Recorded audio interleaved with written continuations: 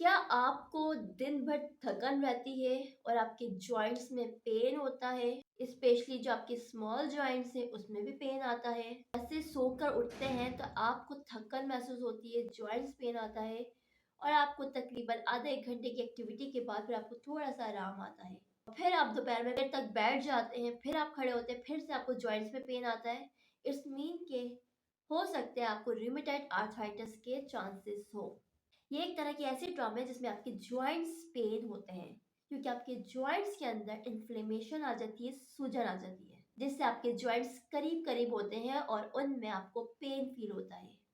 इसकी अलामतें में पेशेंट को पेन होगा, पेशेंट के जॉइंट्स वार्म होंगे यानी कि गर्म होंगे और द रेडनेस फील होगी। इसकी जो वजह सामने आती है कि नींद का पूरा ना होना या आपकी फिजिकल एक्टिविटी ऐसी हो गई है जिससे आपकी बॉडी उस चीज़ को टॉलरेट नहीं कर पा रही है।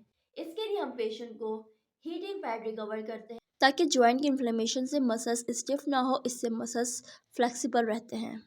सेकंड, पेशेंट को वॉक रिकमेंड की जाती है 10 से 15 मिनट की, जिससे बॉडी की सर्कुलेशन और पेन में काफ़ी इम्प्रूवमेंट आती है।